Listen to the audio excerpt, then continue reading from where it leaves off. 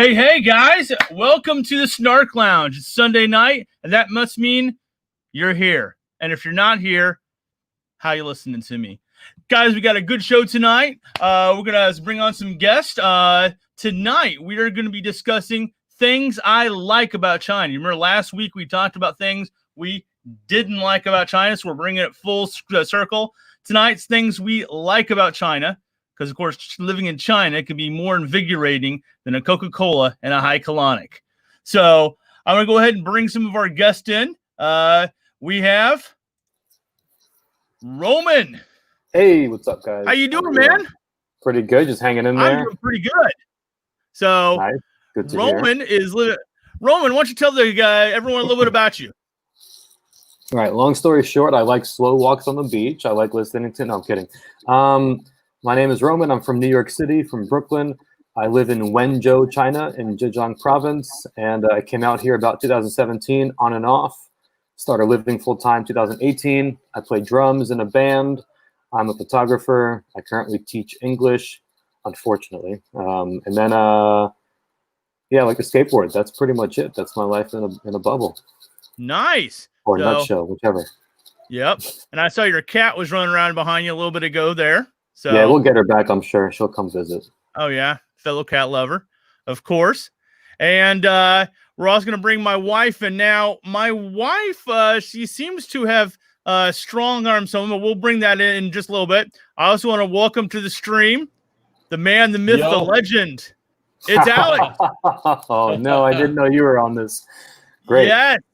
It's the Windsor Boys. So one night only. Yeah. So look at this. Oh, you put the yeah. What is that? Show us that. What is that? That's Mongolian baijiu. We got baijiu. We got some horns over here on the thing, on the case. It's just a fancy case, but it's some good baijiu in there. We're gonna be drinking that tonight. How much baijiu will that hold?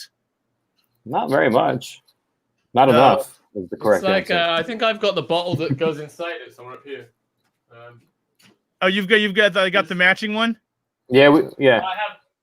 No, that's not the one that goes in. That's just another one. But we have matching one. That's there's another one. Yeah, there we go. Let's see. This is from this is from a recent client of ours whose brother-in-law owns a Mongolian lamb restaurant. And all I'm drinking is water tonight. So I got coffee too. Don't worry. We'll keep it. There we go. So I was going to bring Bunny in now. My wife seems to have strong-armed someone else into the conversation here. So everybody welcome my wife and Senior Snarky, my dad.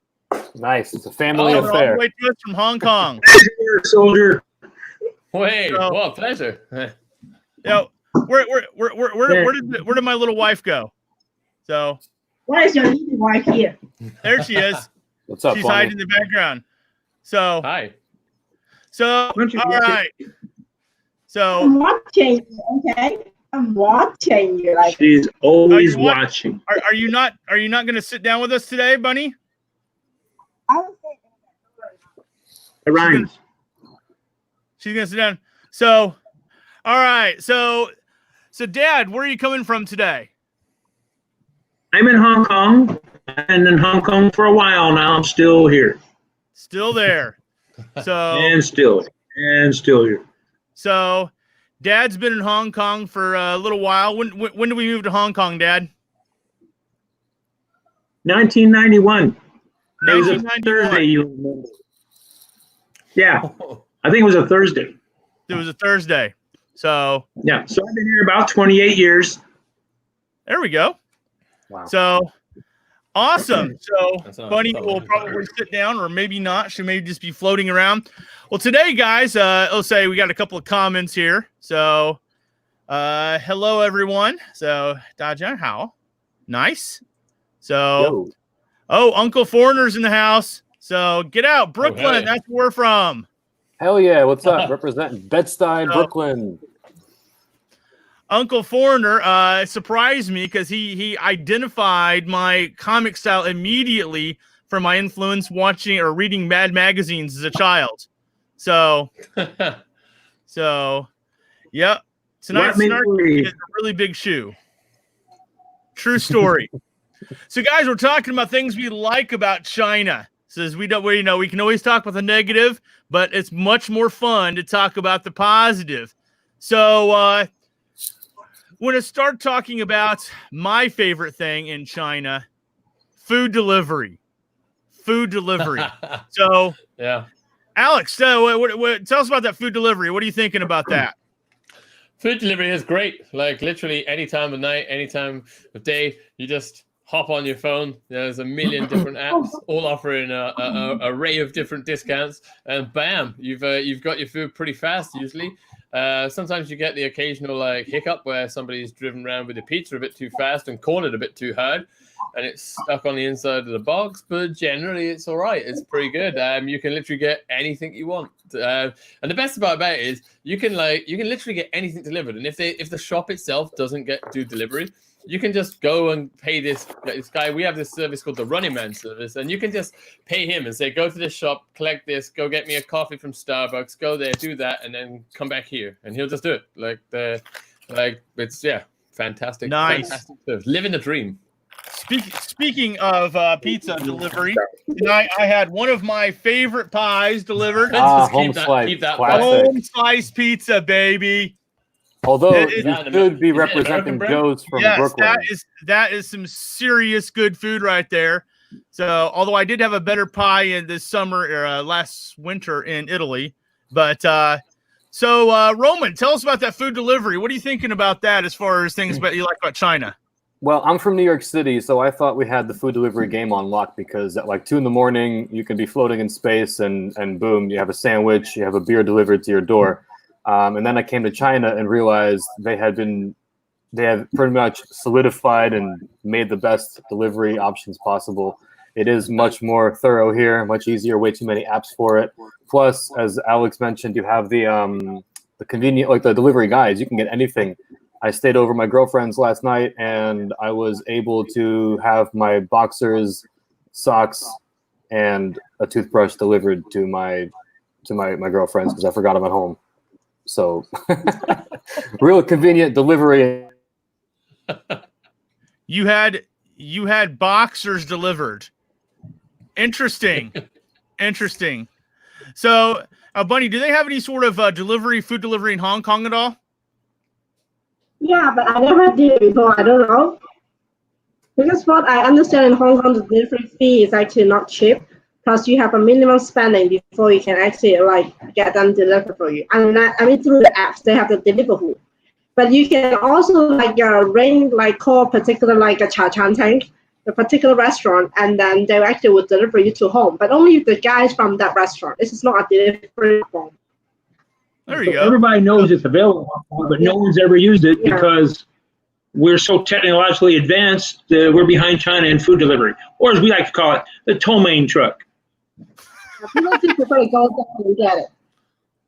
So it seems like Roman went had to go get another box delivery.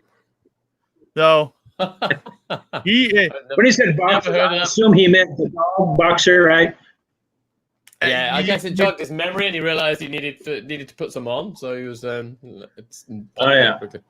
Yeah, this is a pants optional live stream, so definitely. So, but rather than lead the conversation, what I like about China, Alex, what's some top things you really like about China? There's a whole bunch of stuff, really. I mean, where do I start? I like the convenience. Like, I like everything life is just easy here. When you're getting around a city, you can the infrastructure here is fantastic. The public transport infrastructure, prices of things are fantastic. You can, and when you compare that to the high salaries you can get and low cost of living, just makes life convenient and cheap. I mean, you don't have to go cheap. You can spend a lot of money real fast if you want to, but you don't have to. And in fact, a lot of things here that are worth doing and seeing aren't usually always super expensive. Like some things, if you go to touristy places, it's like touristy places anywhere in the world. But yeah, I like the difference. I like the difference in culture. There you go. That's about. All right. Yeah, We have out the show. It got deathly quiet. I was like, oh, am I in no man's land? No, you're here. You're still here. We have an interesting comment. It says, Roman looks like a serial killer. Oh, they fucking caught me. That's it. I'm out. Bye. I would have said more like Santa Claus, but well, young Santa when the alcoholism kicks in. Well, he's got his earphones hidden behind his beard there. I'm just kind of wondering what else is hidden behind the beard. Right. I want to know who would want to kill cereal. They hide the headphones nicely. Well, hold on. If I reach in, I can get a glass of Yangmeijo from behind the beard. So I got my friend right here, Yangmeijo, always by my side. Sweet. Oh keeps my! Me safe, keeps me healthy. Oh my! So lubricated. That reminds me. My Uncle Steve is a magician. He can walk around the corner and turn into a bar. That beats JC's joke, huh? Trick, whichever one. Yep. There we go. So, talking about food delivery, one thing I really liked, and I experienced this, is I was making some eggs. And I thought, what, this eggs would be awesome, some cheese. So I grabbed my phone, hit my app for the local grocery store, ordered some cheese, and it was here before my eggs were finished cooking. How awesome! We actually had a conversation about that. But you live in Shanghai, so you can brag about things like that. I'm in Wenzhou. We can't do that. It doesn't. You can't do that? No, we can't do that here. Can you still get grocery delivery there in Wenzhou, though? Well, of course, yeah. We can get groceries. We have Walmarts. We're not totally off the beaten path. But, I mean, we can't get, like, Wisconsin cheddar at our doorsteps like that. You know what I mean? It doesn't happen. Well, Wisconsin cheddar takes at least 5 more minutes, So, okay. Let's talk about cashless payments. I'm going to take this to Alex. Talk to me about the cashless payments. For those people who are not familiar, what sort of cashless society do we have in China? Yeah, I pretty much forgotten what money looks like, and because I just never use it, like literally never. Like it's literally like there's nothing you can't do on your phone, and there's payments, there's ordering, there's every single part of life can be done on your phone. Like in the olden days when you went out, you check if you had your house keys. I don't need to do that now because I just have a finger, so that opens all the doors. And the outside, get into the complex, it scans your face and it looks at all these tracking points. So that was null and void. They got rid of money essentially. There is still occasional things you need money for. Like the transition was kind of took to being complete payment free. Took I guess a year or two. I can remember when we still had Alipay and we had WeChat Pay and everything could be paid for by that except taxis at one point. And taxis still wanted cash. And then occasionally, if the driver was real nice, you could add his WeChat or he could do the payment I don't know.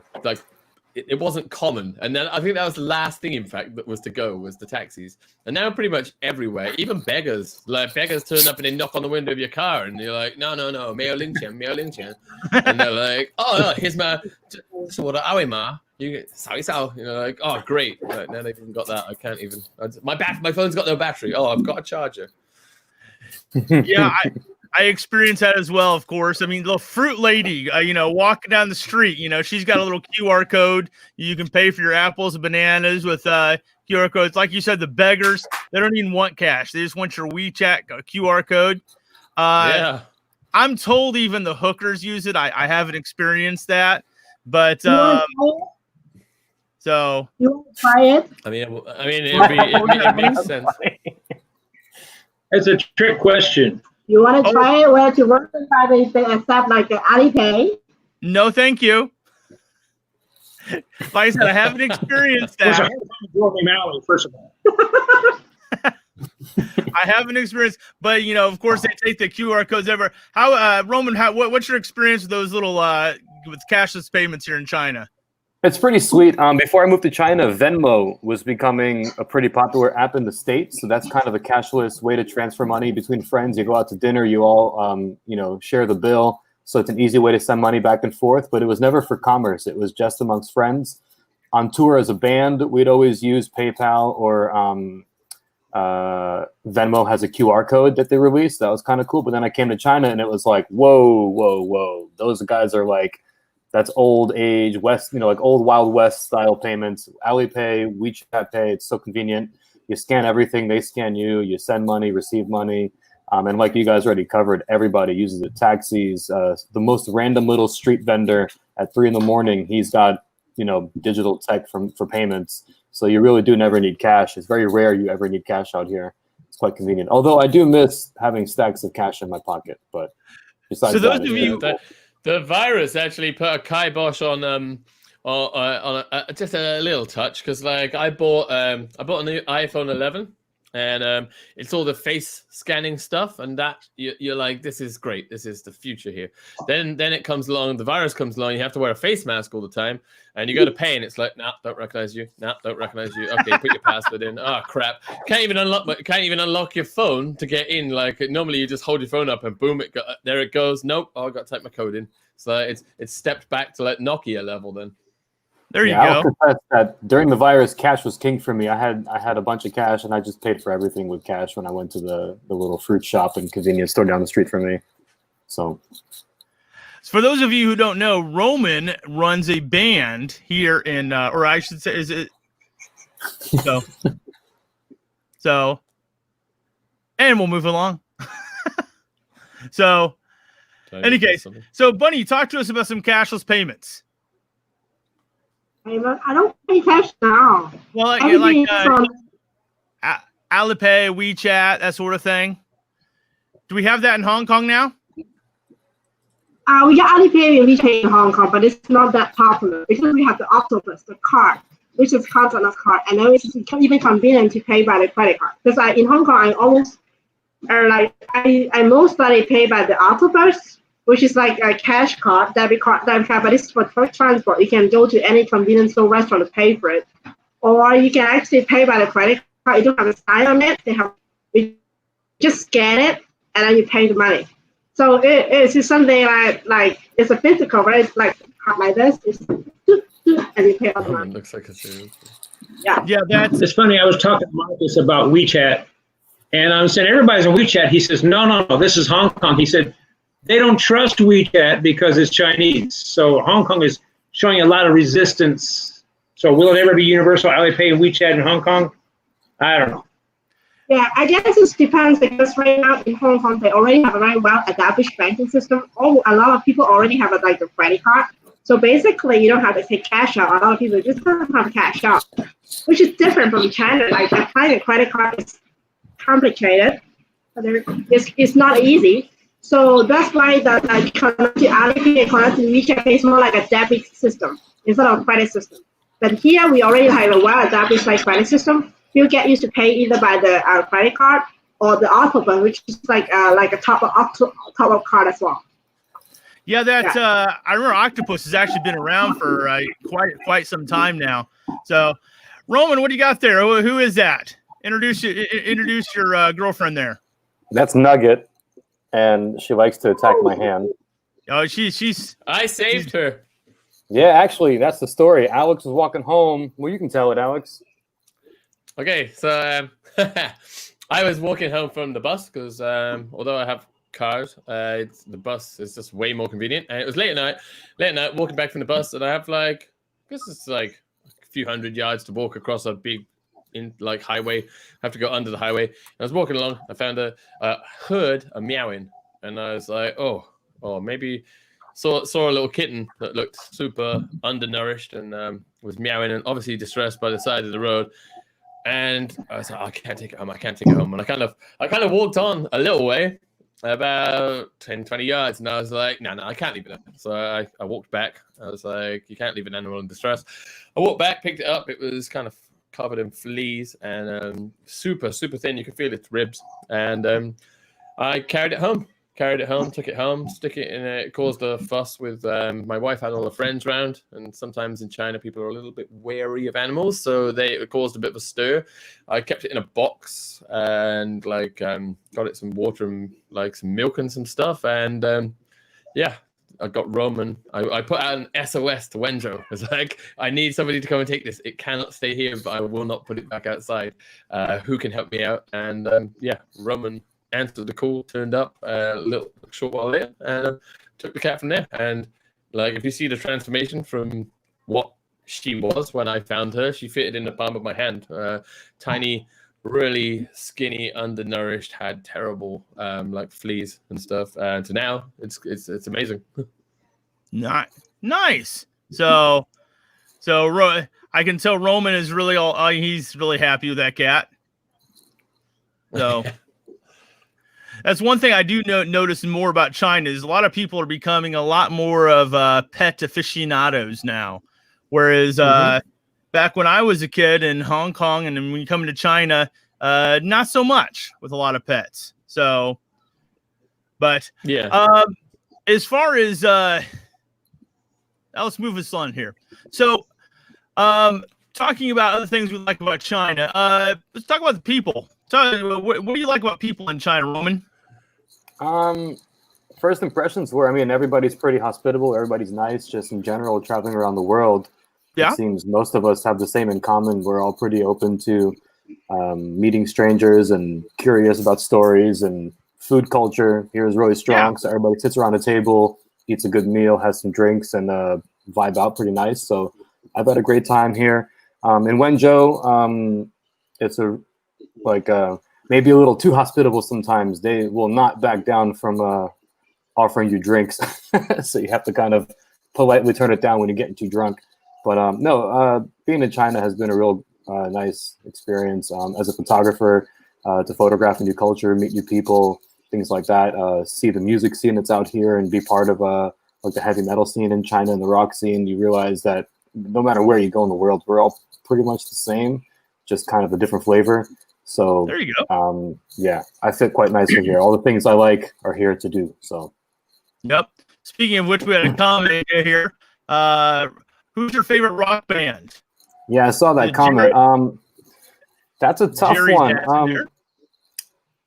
My first concert was Pink Floyd. I'm going to rub that into all your faces right now.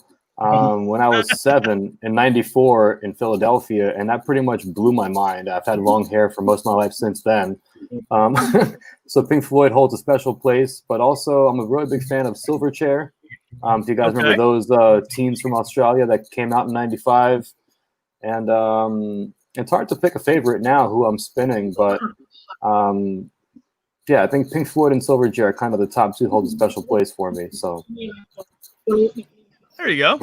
All right, so let's move along here. How did I do that? How did I do that? Hey, how did I do that? Had the Holy Trinity and got rid of Alex. It was great. Yeah. I don't know. Alex just kind of disappeared on us. I was just going to say, this is important, that I'm undernourished and lost, and I think Alex should take me in and feed me and keep me in a box for a while. Well, I'm the one that took it in, so I'll take you in and feed you for a while. No problem. All right. Dad. Yes, well, you might put him to work, make him clean your house there too. So you never know. So I'll put this out to Bunny and Dad, of course. What do you like about the people in China? So, Bunny? That's good. I'll tell you what. When I'm in China, I feel like a rock star. I'm serious. I went to, where was it? Guangxi province. And I'm out on this farm, touring this farm. These people make 200 kwai per year. And their village, Fred Flintstone wouldn't live there. And they said they'd never seen a white guy before. And I feel like I should be signing autographs. And I've noticed, like, a lot of people point and stare and laugh. I'm kind of used to that. But you always feel like really important. I don't like when you go to get a train ticket and a cop will sort of push someone away so you can get in first. I don't like that. But you feel great that, hey, I must be important because all these people smiling at me. Some are laughing. Nice. There you go. Alex is back. So I'm back. I have no idea what happened. That's actually That's his friend. Somehow if you come back and Johnny would be there, you know. So all of a sudden Johnny's like, "Hi." Yeah, Johnny's my alter ego. Yeah, there we go. So it's true. We've never actually seen the two of them in the same place at the same time, I don't think. It could be a clone in the video, right? It could, absolutely. You never know. So, Bunny, talk to me about people in China. What do you like about the people in China? I guess one thing that really accept new things, like just like we talk about idea in Japan, right? Even though I'm senior, so like let's say you open a new restaurant like the Popeye, so people will just queue and then try the new thing. It doesn't matter what it is. If you're not conservative, whenever it's like start with new things, they're willing to try it. I really appreciate it. It doesn't matter whether young people or senior. Yeah. Well, shoot at me. There you go. So one thing I've noticed though is especially kids, or especially in Shanghai, they're always super friendly. You wave at them, and a lot of times they'll come up and wave, and they'll come up and they want to touch my beard a lot of times. So do you ever get that, Roman, kids just wanting to kind of touch your beard? Oh, dude, all the time. I mean, in class when I'm teaching, they're always amazed at the beard, and like they see the arm hair and they're just like, waving their hand through it. It blows their mind. But I mean, I try to not let them just grab at it, because obviously it's not the best thing to enforce. But well, no, generally they don't grab. They just like, they just touch it. But like one girl yanked out of like 6 or 7 strands once. That was intense. Whoa. But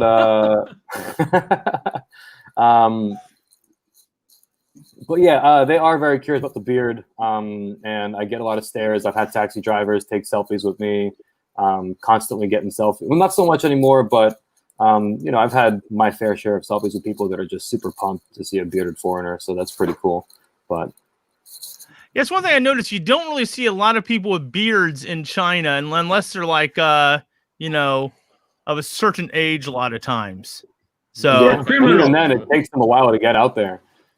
Actually, a few days ago, I saw a father walking with his son down the street, and he had pretty much the same size beard as me, just like straight black hair. And we made eye contact, and we just had this like real beard bro down, like nice, head nod at each other and kept walking. That was it. That's the story, but pretty cool. Nice. People in minis when they beat the horn at other mini drivers and stuff. What was that now? Yeah. Like when you see like classic collector cars, like minis and stuff, and I used to have a classic Mini Cooper, and whenever you'd be out seeing you'd go past somebody in a similar style Mini, they like toot and flash the lights. It's like a thing you do. I guess that's like maybe the beard equivalent of that, right? Yeah, but the motorcycle wave you do, have the beard nod going on there. Yeah, nice. Okay, we got a couple of comments here. Let's see, Alex is such an animal lover. Lover. True story. Correct. In many more ways than one. So yeah, I mean, we could go through some of these comments a second. I just want to say hello to a couple of people here. There's Arthur LC. He's a cool guy. Hello to him. Yep. Hello to Uncle Foreigner. Hello to Stephen Lee. Yep. And this is China, obviously. And Shenzhou, he said he's watching Blondie in China's her stream, I guess. That's a solid choice. Spoiler, shameless plug. On the 26th this month, myself, Blondie in China, and Miriam in China are doing a live stream together. So that should be fun. If you like those two people, we're going to be discussing countryside versus city living in China, which should be fun. Oh, that should be interesting. Yeah, it should be. It should be indeed. Although I have to butt in. I need to ask Uncle Foreigner where he saw Pink Floyd, because that's cool. That's important. That is totally. Hopefully he's listening and can answer that. I want to know where you saw Pink Floyd. There we go. So there we go. So he said I saw Floyd. It doesn't necessarily mean Pink Floyd. He could be talking about any Floyd. Well, it better be Pink Floyd, otherwise we're going to have one that started a riot. You never know. Here we go. What's happening, Snarky? Did Bunny leave you for a younger man? Yes. Oh, nice. Slam the door right there. Do you think the band is more attractive? Burn master. Oh my god. Yeah, somebody's.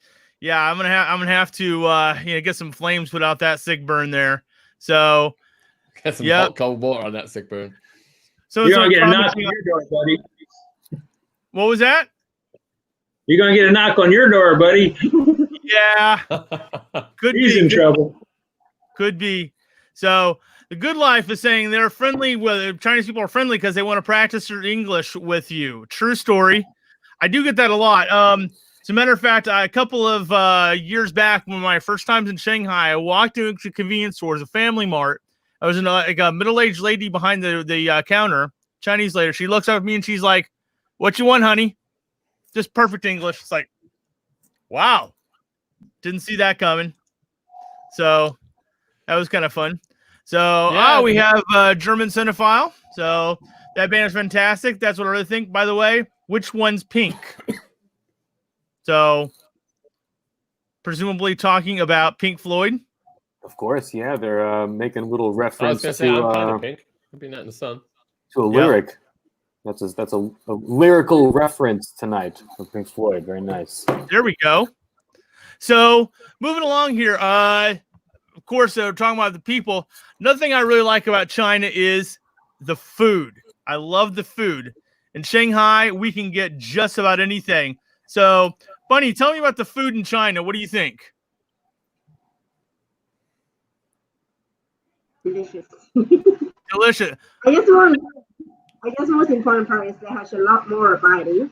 Even though it doesn't matter, it's just the German food, American food, Mexican food. Oh, in Shanghai we have a few decent, very, very nice Mexican food restaurants, and then we still can order different types of Chinese food. Huh? Arriba. What is Arriba? Mexican. Oh, Arriba. Yeah, but it's not expensive one. I mean, it's less than 200 per person. Around 100 per person, you still get a lot of Mexican food. But if you like cooking, you can order the ingredients. Like even though it's for Mexican food, Italian food, you can order the ingredients very easily. That is something I like about like the ingredients, the herbs, the seasoning. You can order it so easy. You know what I think is cool is that at the airports and train stations, they don't overcharge you. You used to pay the same as you everywhere else. Yeah. And then, of course, after you eat that food and you go to the hospital, it's the same price as any other hospital. What do you think? No tips, okay? No tips. No tips. So, no tip. No tip. Here's a tip for you. No tip. The no tip thing is a solid point. Like, it just makes life easy. You go and you order, you pay, you get out. It's nice. China has this amazing variety of food that I never think you can find all of it. It's like I guess I've never played Pokemon Go, but I guess it's kind of like that. You're always trying to find new stuff and trying to search it out on a map. There's always something that someone will bring from somewhere, and the great thing here is with people, they'll always bring stuff from their hometown, and because hometowns are so varied and like wide and far between, like there's always something new which will be given to you. Like my wife's colleague came back and she had some stuff from a place called Tangnan, which is it's part of Wenzhou, but it's one of the counties, so it's nowhere quite like the city. And they're these Tangnan meatballs, absolutely delicious. Kind of a bit like shoro wan, but with a kind of coating on the outside.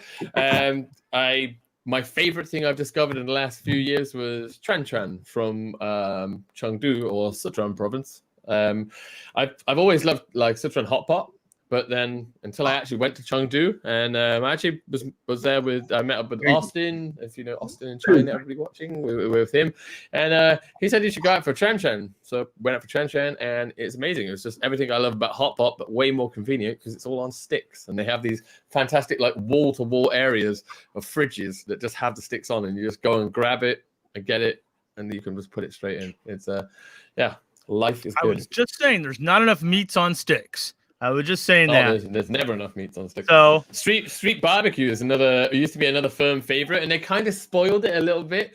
Like Wenzhou used to be way more wild west, and it was a lot better because they had all these like kind of street things where during the day it would just be a regular city street near a park or somewhere like that, and at nighttime all these little carts would pull up and they'd set up these street barbecues, get the coals ready, bam out a load of cheap plastic picnic tables. Someone would roll up with like a like a mobile beer cooling station, and the good times would roll. You'd just go out and sit there and spend not even a lot of money. Like the street barbecues were cheap, and yeah, they maybe used like decoyo or something like unsavory, but it was the most delicious food you've ever had. And just good times hanging out in the summer to street barbecues was fun. They still have them, but it's not as widespread as it was. There we go. So speaking of Roman, it looks like Uncle Foreigner answered you back there about Pink Floyd, Massachusetts, a momentary lapse of Reason tour. Hatcha. Yeah, he saw them about a little half a decade before me, but we both saw them without Roger Waters, so that's pretty interesting. But I wonder if he's seen Roger Waters in concert afterwards, because I've seen Roger Waters twice now, so I've kind of, in a puzzle way, put together the band almost. There we go. But yeah.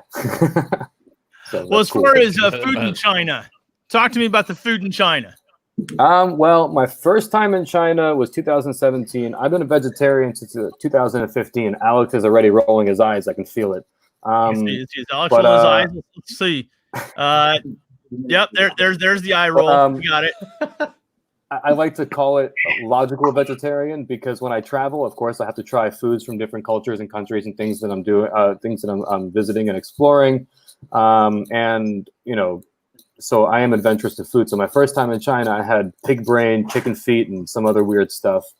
But beyond the weird stuff, no, Chinese food is incredible. I grew up in New York and New Jersey area, so we actually did have quite a lot of authentic Chinese food because we have the Chinatown in Manhattan, which is mostly Cantonese, and then we have Chinatown in Flushing, Queens, which is mostly Wenjanese. So I've had a good, upbringing on real Chinese food, plus the Americanized, little Chinese joints that you have. But also just for my own cooking, I'm a big fan of like fried rice and throw an egg on top, fry up some tofu. So coming to China was easy to blend into the cuisine.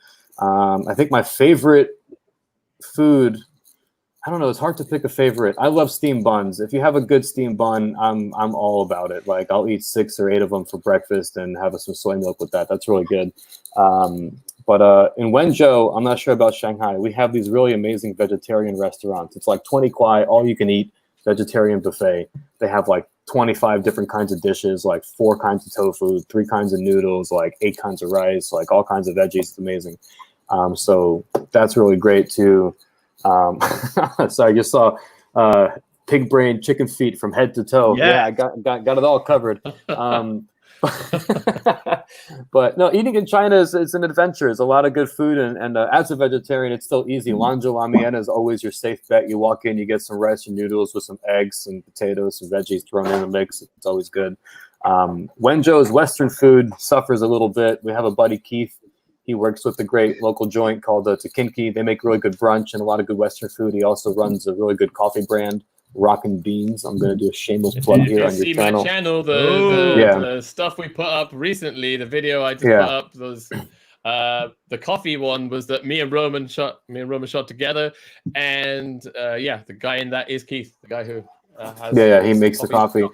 And another one, I put another one that we did for pour over coffee. We made making pour over coffees for the whole afternoon to the point where what was it, Roman? I think we'd made about 500 or 600 grams of coffee grinds.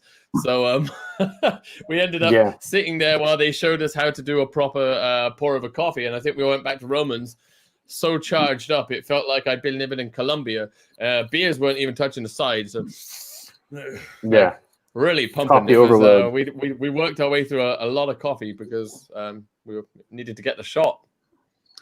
That's one thing I see is a lot of the chicken feet all over. You can buy them in a restaurant. You can buy them even in a convenience store. And I always wonder, with so many chicken feet out there, and Dad can probably help me on this, don't you think there's like paraplegic chickens running on little wheelchairs because they don't have someone cut their feet off, and now you got not just that, they're also on welfare. They're also on welfare, and the government has to pay for it. We got to pay for those chickens that can't get a job because of you guys eating. I hope you're really happy now. But there's also, on the plus side to that, there's some people that live near a duck farm that don't get woken up anymore. True story. All those duck tongues have got to go somewhere, right? So So, Bunny, talk to me about some of the foods you. I mean, what some of your favorite foods to eat in Shanghai? Favorite food. The food I make. Yes, Nice. That is also my favorite food to eat in Shanghai. No, Definitely. you put it Well played. you put it on 5th in the last video. You put it on the 5th. I did. So, I did. So, what are you having there, Roman? What is that? Oh, that's the Yangmei Joe. You can see the berries are still inside the cup. So for people who don't know, what is Yangming Joe? Yangmei Joe. So this is a Yangmei berry. It's not a fresh one. It's been soaking in the booze, but it's a bayberry or waxberry. They grow in a lot of southern parts of China and a lot in the Wenzhou area. So we just missed Yangmei season. So I bought a jug. Well, actually, my friend gifted me a jug of this for my birthday. But I have a whole freezer full of the berries frozen to make another batch, make some jam. They're really good berries. I love them. And then you just infuse them in the baijiu, let them sit for a month or two with some sugar, and you got a real nice drink. There you go. I wasn't allowed to make any this year because my wife banned me from making any this year because I always make at least 3 to 9 liters every year. And I think I've still got a whole bunch left. I even got some where we ran out of Yangmei, so I still had like a 3-liter jug of, like Roman showed earlier, of baijiu still left, because you obviously every time you buy a 3-liter one, you have to take out about a third of it to get, or maybe about that to get the fruit in there. So then you end up with spills. So yeah, I had another jug left of it and no more Yangmei, so I threw in a bunch of peaches, and I've got some peach baijiu now as well. But yeah, still working my way through it. So. Every time I smell someone drinking that baijiu, though, I always think it smells just like paint thinner. You know, like the stuff used to thin paint down, or possibly air painting fuel. I don't know. Paint thinner is just baijiu on a budget, right? Yeah, baijiu on a budget. There you go. Baijiu. Everybody starts off their China life with trying it and then just hating it, and I think myself and Roman are two of the only foreigners that I've ever really met that are like, yeah, baijiu. We've spent many nights. You've met yourself? That's great. Sitting outside, drinking baijiu from like a 3-liter bottle, and eating street food kind of thing. There you go. Baijiu's nice. It smells like nail polish remover. Well, no, cheaper, come on. So I guess if you get the cheap stuff, it's like vodka. If you get crap vodka, it's gonna suck. But there's good vodkas out there. It's the same thing. There you go. I mean, if you were drinking nail polish remover, you'd be wasting your money because it's way more expensive. Fair enough. You can get a good thing at baijiu for like 5.5 RMB, like some agricole, which is like 56%. Like 2 bottles of that and you're sorted. There you go. Well, let's move this along. Let's talk about public transportation. That's one thing I love about China is public transportation. So, Roman, talk to me about public transportation. What do you think about it? Well, I'm from New York City, the city that never sleeps, and we're one of the few places in the world that has a 24/7 public transit system. So I'm a hard critic of public transit, and I love transit in China. My only issue is that it's not 24/7. It blows my mind that cities as large as Shanghai, Shenzhen, Guangzhou, Beijing all have these incredible transit systems, like full bus networks, metro systems, and it's not 24/7. Just give us the 5 hours that you close it. Let it happen. It'd be incredible. But that aside, it's incredibly easy to get around this country. Flights are cheap and connect to all kinds of cities. And all the way from the top tier cities down to even smaller towns and cities around Wenzhou, you can really get around quite easily. There's always the next level down of transit that's pretty well thought out. Whether it's a bus system or a local shuttle network, there's always a way to get there. Maybe they have less frequent trips, right? Maybe you only have like 4 buses a day, but you can go down to a village level and there's public transit that gets you there without having to use a taxi. Whereas in America, there's literally just transit deserts, and it's awful because people either have to depend 100% on their own vehicle or really predatory taxi systems that just overpriced taxis aren't dependable. And I love transit in China. It's if we can get the systems we have here in the States, that would be incredible. I would change those everything. little 3-wheeled jobs are amazing. Little, little tuk-tuks. Is a tuk-tuk a Thai thing though? I don't know if the same word transposes over here. I don't know. We don't have them in the city center anymore. Unfortunately, they banned them, I guess, because they were getting a bit dangerous. But if you go like out where I live, I live like on the edge of the city, and you're getting sort of more out of like the main part of it. If you go over to like Mixi Mall, which I guess every city in China has at the minute, which is, I'm pointing this way, like you know where it is, but yeah, somewhere over here, a couple of kilometers over this way, there is Mixi Mall, and they still have them like in those kind of places, and they're really cool because they're cheap. They're fun to ride unless the guy is driving ridiculous. Yeah, it's just a pleasant experience on a lot of those things, especially on a nice summer's evening. So, Dad can probably remember, what was public transportation like back when we moved to Hong Kong in '91?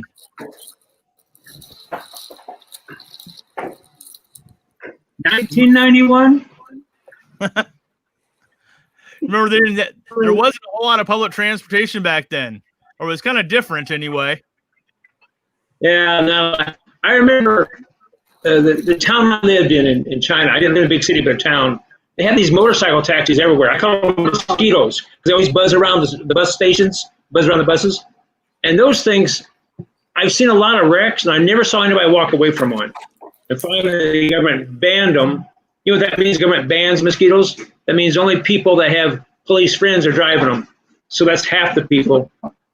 But extremely dangerous, and people have no. The drivers there have no sense of personal safety. They just think they're all Superman, and they just drive crazy. And so instead of making laws and enforcing laws, they just ban the motorcycles. So, and then public transport, began to mature. I like the public transport. The thing is, though, it was so, and the buses might be 2 minutes apart and then 30 minutes. You just could never guess when they're going to be. And the big cities are probably more regular, but in the smaller towns, it's the bus I took, number 18, I took a lot of times, runs every 30 minutes. And more than once, I waited an hour and a half for it. But it ran every 30 minutes. It's a one-night thing. Shanghai has the most complicated, extensive bus system in the world, I'm told. So that's pretty cool. But the bus, the systems in Hong Kong, fantastic for me, especially just the tube, because it's hyper British influenced, obviously. So everything in Hong Kong is just fantastic. It's got that lovely blend of Chinese styles and the UK sort of styles, and the subways are pretty on point with like a lot of the ones like London, for example. So Hong Kong actually has. I love Hong Kong. It's one of my favorite cities in the whole world, I think. Yeah, the trams in Hong Kong are over 150 years old. The ding dings. So, matter of fact, Bowen saying public transportation, Stein, Hong Kong. So if you're interested in the trams there's a fantastic video by is it Brandon Lee? Not Brandon Lee as in the martial artist guy. There's a film guy. You can search for his YouTube channel. He's a guy who is, I think he's a mixed guy, but he's lived in Hong Kong for a lot of his life, and he did a very cinematic piece on the whole of that thing. He went in and saw where they rebuild them, and it's like people riding them, and it's just fantastic. It's definitely worth checking out. Have a search on YouTube for sure. There we go. Here's a question for everybody. What is the reason why all cities, presumably in China, don't run the subway 24/7? It's actually most of the world. I think there's only there's less than, no, I can't imagine it's a money thing, because most cities that don't have a 24/7 system, the transit shuts down at like midnight and is open by 5 or 6 in the morning. So it's a short gap. I either think it's just the easiest way to strategize maintenance, or they just don't want to promote more nightlife. That's the only two reasons I can think of. That they think that if there's going to be 24-hour metro, you're going to have like bangers all night long. But to me, it's a public safety issue. If you have public transit, you should have 24/7 transit, because then it's just safer for everyone. But also the taxi unions, they're really powerful in a lot of parts of the world. So yeah. So it's amazing how many cities now have subway systems or build their own. Definitely convenient. I'm a fan of them as well. So what was that, Bunny? Yeah. So in Hong Kong, basically, the subway provider, the service provider, they already mentioned that why they have to shut down for a couple of hours, because every night when they shut down the service, they have to do a check and maintenance service for the train itself and the system, and this is something that they cannot give up. So that's why every night, like around 12 or 1 a.m. to about 6 a.m., that 5 to 6 hours of time they actually conduct the maintenance and cleaning jobs.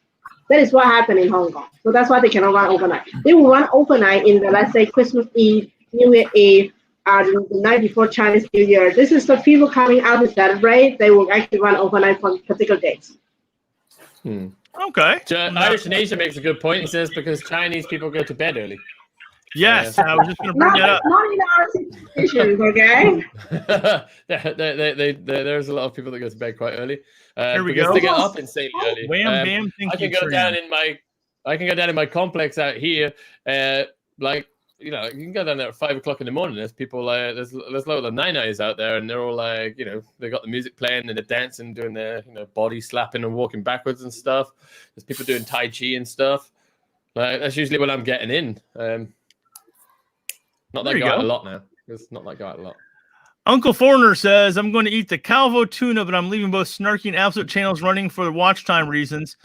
View the rest later. Cheers. Nice. Thank Good you, hustle. Yes. Yeah, Uncle Foreigner actually has clued me in on a place to buy some cheap tuna fish in China. So, yay. He mentioned to buy the tuna. Yeah, if anybody watching hasn't already gone over and seen Uncle Foreigner's channel, definitely go over and check that out. He's super creative. He's a very talented guy, and it's two talented people actually. Sorry, it's Peter and Emily. But yeah, definitely if you haven't seen it, go over and check out their channel for sure. What city do they live in? I know it's south of Chongqing. They live in. They live in Luzhou, which is in the middle of Chengdu and Chongqing. It's right smack bang in the middle. There we go. In fact, when I go, I'll be going to Chongqing soon. So I'm hopefully meet up with them. Who knows? There you go. For those of you who are not aware, Chongqing is actually one of the largest cities now in China. It's actually bigger than Shanghai. It's its own province, isn't it? Same deal as Shanghai. It's absolutely huge. So the last topic I want to talk about, things we like about China, is the shopping. You can buy literally anything in China online on Taobao or JD, or we even have a second-hand app now called Idlefish or Xianyu, where you can buy literally anything from slightly used lipstick, Tupperware lids, old Backstreet Boys CDs, a half-eaten pizza, or previously worn undergarments. You can buy a new wife here, there. Can I buy what? You can buy fake girlfriends and stuff to take home at Spring Festival if your parents are trying to pressure you to get married. No, I have no. I'm very happy with the wife I have. I don't need another one. I'm very good there. But then you need a girlfriend, right? Use we more than chat. Nope. I'm very happy. I have all I need. So, but all I know is that I don't need any of that. But let's talk about the shopping. Roman, tell me about the shopping in China. I heard the sound of glass. I'm guessing he's pouring a drink. I think he's frozen. In 1,000 frames a second, because that's how slow he's moving. Yes. So, or he may be just moving that fast and we can't see him anymore. Yeah, we put him on pause. Okay, shopping. I have an interesting story about shopping. Never ever try and buy something from Amazon. It's an absolute pain in the ass. I'll show you. Look, here it is. This is this wonderful little thing. This is it's called a Loop Deck CT. It's a fantastic little controller thing. I've been wanting one of these for ages, and they didn't have it on Taobao. It's like the only thing in the history of the earth that hasn't been available for sale on Taobao. So I could find it on Amazon, and I thought, oh, this would be great, wouldn't it? I'll just I've made a bunch of money from the affiliate links on my YouTube channel, and I thought, you know what, I'll just buy that and get it sent over, and it's like $700 or something. And they sent it out. You can track it, at least in the America side of it, and it got to JFK Airport, maybe, or LA, or somewhere like that, and it suddenly said your order's being cancelled because it got damaged. It's being sent back. You're gonna have to wait for a refund. So 3 weeks later, I got my refund, and that COVID-19 had hit in, so they weren't sending it to China. So I ordered it again when it was available, and it got sent, and I waited like a month and a half, and on the day it was supposed to be here, nil point, no dice. A few days later, they say it comes up as a status. It's delayed. It'll be here by the 12th. That comes, it's lost. So I phoned up the Chinese, like the Chinese hotline to see where it is. Oh yeah, it's arrived. It's in the customs, but you will never get it. Never. Like, why? Because when you applied for the customs docket, which they send you immediately afterwards, and you selected passport and put pictures of your passport, that means you can never get it because it can only be Chinese citizens. And I was like, well, that's fantastic. Why did I get given an option I cannot use? So apparently only Chinese people with a Chinese ID could have done it. And then I thought, well, fuck it. I'll just use my wife's ID and use her name and commit a bit of like moderate fraud to get it sent over here. And every time I went to order it, it said, fraudulent activity. We've locked you out of your account. You have to go through all these security steps, and we've cancelled all the orders. And I went through it on the helpline for several times trying to get the damn thing. And nope, turns out nope. First of all, it was because I didn't have a Chinese ID, and then after that, it was every time we just keep cancelling it for you because it looks like suspicious activity because you keep ordering the same thing. So what the hell? Like so eventually, long story short, I found someone eventually on Taobao that had it, and I just had to wait 2 weeks. Ordered it, boom. So yeah, Taobao, however, is the most amazing thing ever. Like deliveries are here fast, they are efficient. You can chat with the seller. You can see this light in the wrong shoulder. This light here, the 120 FPS. Anybody's wondering, my favorite frame rate. Nerdy, I know, but I got this made in like a matter of a week and a half. I think Roman's got here's his band logo. There we go. Like insanely cheap. I think mine was 160 RMB. Mine was 98 RMB. What's up? 98 RMB. Yeah. Roman, would you like to tell us what the sign means there? Yeah, I'll go into a brief history. It's also on my arm. You can see the logo. There it is. Yep, he has a tattoo it's my on band. his arm. It's a FYB. I probably won't say what it actually means. Come on, I've already sworn on the stream a whole bunch of times. So fine. Fuck your birthday. It's the name of my band. It's a 2-piece rock band. We're from Morgantown, West Virginia. My guitarist moved to China to teach English. That's why I'm here. It's his fault. So we played in Shanghai last week. We're definitely gonna reach other parts of China this year and next year. So keep an eye out for that. But yeah, Taobao. You can get a nice light. You can get all kinds of stuff. You can furnish your whole apartment. Like I said before, I got cut off by shitty internet. I'm not a big shopper, but Taobao is obviously super convenient. Sometimes too convenient. You feel like an asshole when you realize you have like 17 empty boxes that you need to get rid of. For me, Taobao is it's got to the point where if you don't have a Taobao delivery, and like, because you can go on Taobao and you can find your orders, and there's like the ones that have been sent out, and there's the section that's sent out, and then you click and you can see where it is, and it tells you whereabouts in China it is and what day it's going to arrive. And I kind of like that kind of chase and waiting. So sometimes I just buy stuff just for fun. That reminds me. After this, I can go out and I bought a leaf blower. You bought a leaf blower.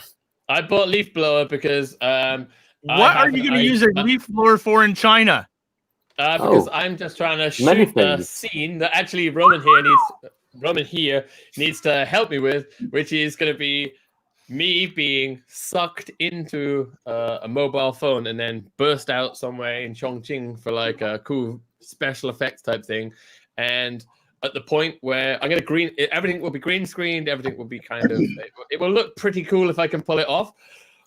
But when you're being sucked and stuff is blowing off the sides and like, papers are flying by and stuff is flying off the sides, you need it to look realistic. So a leaf blower, I can lie on the floor with the green screen stuff and like make it look like I'm holding on to something, and someone could blow the leaf blower at me and it would make everything in the room like go crazy.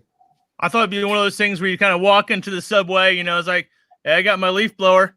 What are you doing? Well, you don't have a leaf blower on the subway, you know? I mean, there's whole endless possibilities that you could do with a leaf blower. I think it's cordless as well. I'm not sure. Well, I guarantee you get a seat with one of those, definitely. So it also can what's the other thing? It sucks it in and like grains it up into like stuff, and there's a bag, so it can do the opposite as well. Well, yeah, you can use that to make your coffee, right?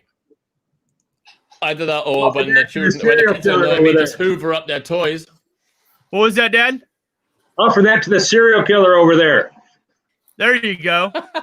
There you go. Yeah. So Dad, do you have a very good shopping there in Hong Kong? What do they call Hong Kong? Is what paradise? Shopper's paradise. So I haven't seen it. It's just like in the other cities. You know, a lot of people here complain about Taobao because they say you get junk and you can't return it. Maybe Taobao receives. Maybe they save all the junk for the Hong Kong people because they do deliver here. But I hear so many complaints. I hear people saying, "I'll never buy Taobao again." And then next week, yeah, I got this from Taobao. Yeah, but what happened is there is something in contradiction. I like about Taobao is they have a very awesome refund policy. What I mean is, even though you buy something, you figure out, you open it and you find out it's not something you like. The thing is, itself is not wrong. So something fits you. You just like click a button in Taobao that asks for refund. So when you have someone come to your apartment, take the stuff, and then send back. They will get actually like fully refund to you. If you buy something expensive, I'm talking about only a few $100s. They even like cover all the refund money. Really? Yeah, but what happened in Hong Kong is because in Hong Kong they cannot do like, I would say they're very expensive to do the right delivery from the shops, not the shops, from the origin to the Hong Kong. So most likely they do a consolidation in Guangdong. Means those companies who run a consolidation service, they are actually the buyer to the shops, to the Taobao. So once they confirm it, once they take the order, that is talking about the transaction is done. And then they create another transaction from the consolidated parties to us. That's why we actually, it's not this, it's difficult for us to ask for refund because of that. Yeah, but if we live in China, the refund policy is so easy. You can ask Snarky. Well, interesting story about that. I actually just bought, I know I shouldn't be drinking them, but I saw some cherry Coke, and they was all around China last year, but now it seems like it's not in the shops anymore. So I saw cherry Coke on Taobao, and I'm like, I could buy that. So I bought a box, right? And when it arrived, someone had opened the box and taken one out and sealed it back up. Oh my God. So kind of reminds me of a story when I was a kid. We were driving to California. Remember that, Dad? And someone froze. stole one of our Cokes. He's frozen. He's frozen. So sorry, let's have a look at some of the comments a minute. Say hi to John S. John S is always he's been a loyal supporter of my channel. Great guy. And also Irish in Asia, I just actually sent him the link for the LED sign. So yeah, there you go, man. That's somebody here, who the hell would buy a half-eaten pizza? I mean, it depends. Yes, I was going to get to that. Who would buy a half-eaten pizza? It's called a Pac-Man pizza. It's called a Pac-Man pizza, man. You know. Well, that's not a half-eaten pizza. That's like a third eaten pizza if it's Pac-Man pie. It depends on the half now, doesn't it? Yeah. Also, like, come on, we all eat pizza the next day, so like, why wouldn't you buy a half? Yeah, you buy a pizza, and and it's okay. Part of it, the cat's not interested. So what do? You try and you sell it, on the idle fish, half-eaten pizza, and you recoup some of the money back, right? That makes sense. Yeah, Shenyu is a true story. That's a interesting place. It's great to buy stuff there, but as a seller, it's pretty brutal. Like, it really is brutal. I sold when I moved from APS-C to full frame.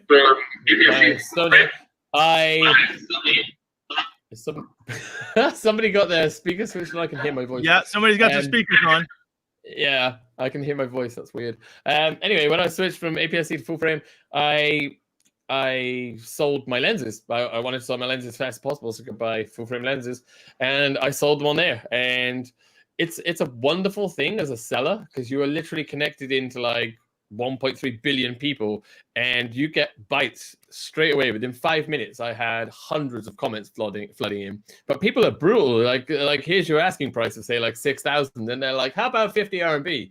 And they just keep going, and keep going, and keep going. And they're like, oh yeah, to the point where you just have to ignore people. That was the only time I managed to get that's the only reason I managed to get the price that I wanted was I just stopped even replying. Because as soon as you reply, they've always got something else to say. But yeah, it's a cool place. It's a cool marketing place. There's a lot of stuff. It's kind of weird. They sometimes have brand new stuff that people try and sell on the second hand part. It's kind of weird. But yeah, it's interesting. It's good. So we got Dad back. We were talking about that, my experience having a Coke ripped off out of, when I got my package in. It kind of reminded me of that story when I was a kid. We were driving with those Cokes. Dad, can you tell us that real quick? Well, we were in Oklahoma going to California, and we bought a flatbed truck, a 1-ton truck that we're going to sell in California and make $1 million. And it was a one-way trip for us. And we bought a whole bunch. Coca-Cola came out with copy Christmas Coke, and they redid Christmas Coke. And we bought, I don't know how many cases, a whole gobs of them. And we were parked at the gas station, and people out behind, walking past the truck back and forth. And we noticed on the corner that Cokes were disappearing. So I guess people decided we were a concession stand, and we were a charity. So warm memories, huh, Jimmy? Warm memories. Warm memories, definitely. We lost somebody. So we lost somebody. Yep. She couldn't take the pressure. Somebody's got their echo on their speakers there. So, guys, I haven't changed anything. In China, I'm going to try to wrap this up. I'm going to give everyone 30 seconds for final thoughts. Let's go first to Roman, the man, the myth, the legend. Why you got to choose me first? Final thoughts. Thank you for inviting me to your live stream. First of all, it's kind of my first experience like this, so that's cool. You handled it like a pro. Well, I guess, yeah, I shouldn't have said it's my first time then, but anyway, now you heard it. Final thoughts. It's been a wild experience living in China. I recommend to anyone anywhere in the world, once COVID stuff drops down a bit, or unspeakable virus term drops down, whatever.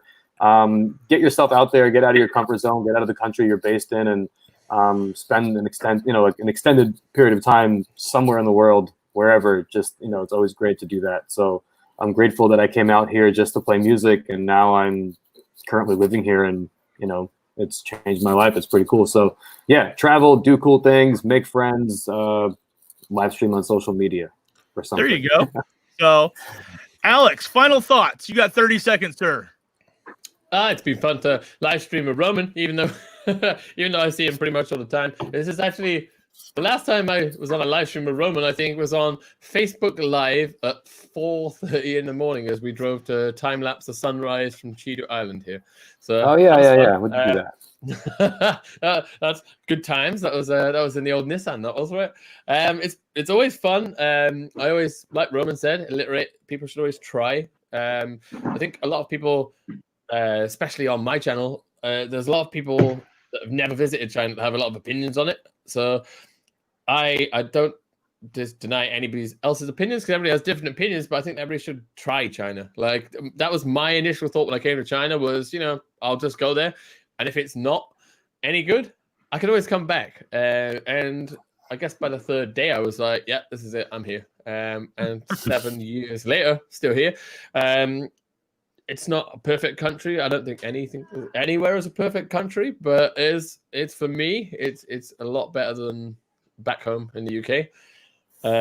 Yeah, I think if you haven't seen or subscribed to or followed, Roman on Instagram, you should follow him on Instagram.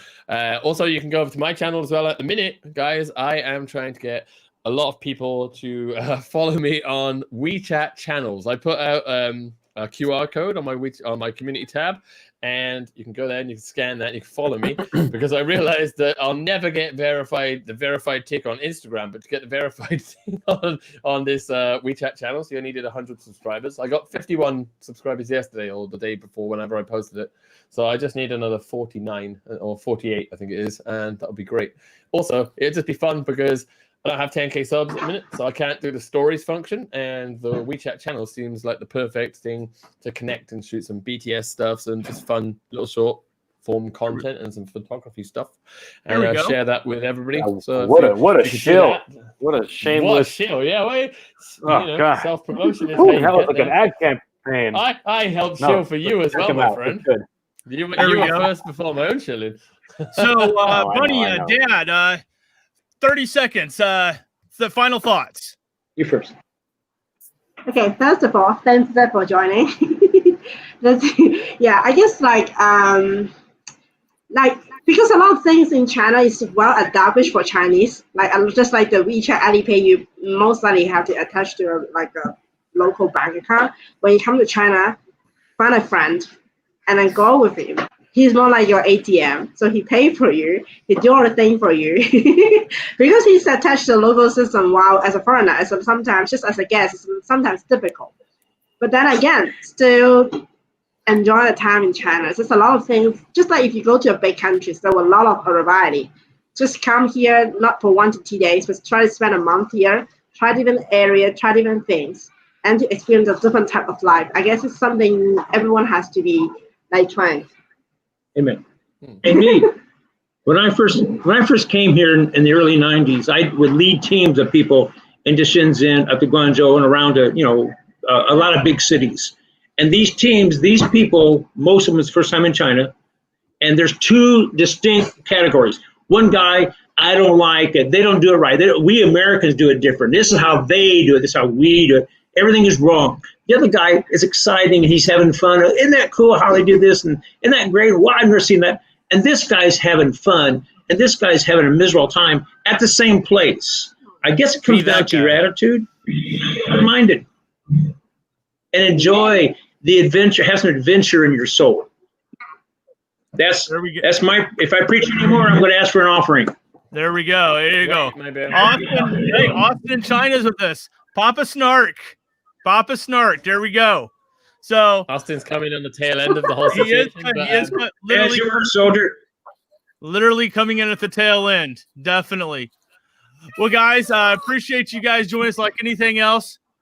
Always it's been great with your dad here. You need him. So, what was that? I said I forgot to mention that in my 30 seconds. I got carried away with the shilling. But yeah, it's been a pleasure to meet you. Snarky's dead. So it's you guys look, I can see the family resemblance. It's a Chinese saying, Ni men liang ge han shang. Oh, you just insulted him, I'll tell you that. we got a guy that kills cereal, a guy the leaf blower, and a guy that buys used pizza on eBay. I say we tied this all up and we connected it all pretty well here. And now the guy, he's got a can or something. There we go. Leaf blow that pizza right into the serial killer. Yes. And speaking of Chinese food, say hi to the cat for me. So, well, guys, thanks for joining us. Everyone who joined us this week, we will see you next week on the Snark Lounge. Have a great day, guys. Bye. Over and out.